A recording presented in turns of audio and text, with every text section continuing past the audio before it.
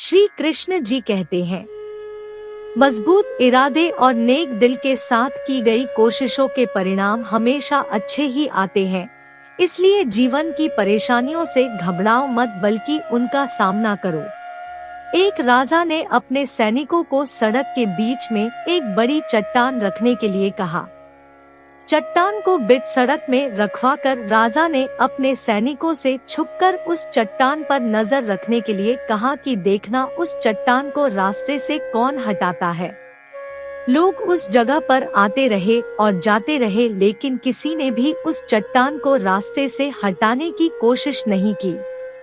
उस चट्टान के पास से लोगों के गुजरने वालों में राजा के कुछ करीबी लोग और शहर के बड़े व्यापारी भी शामिल थे, और उनमें से कुछ लोग तो राजा को ही कोसने ले गए कि क्या राजा इस चट्टान को भी रास्ते से हटवा सकता है। लेकिन किसी ने भी उस चट्टान को रास्ते से हटाने का प्रयास नहीं किया। ऐसा काफी दिनों तक चलता रहा। एक दिन एक पुरुष अपनी लड़कियों के साथ उधर से गुजर रहा था। उसने चट्टान को रास्ते में पड़ा देखा और इस चट्टान की वजह से सोच विचार करते हुए कितनी परेशान हो रही है, उसने अपनी मजबूत लाठी से उस चट्टान को एक तरफ दिशा देने की कोशिश शुरू कर दी। काफी कोशिश के बाद वह उसे सड़क से हटाकर कामयाब हो गया।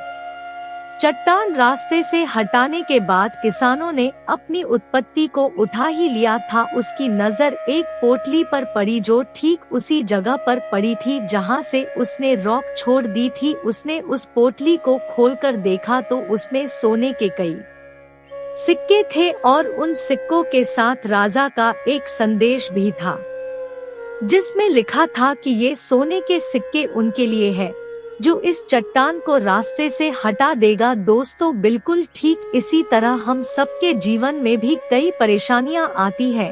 कुछ लोग उन लोगों से बचते हैं जो निकल जाते हैं और कुछ रास्ता बदल देते हैं, और ऐसे ही लोग मुश्किलों में संभावनाएं और संभावनाओं में अवसर तलाशने लगते हैं।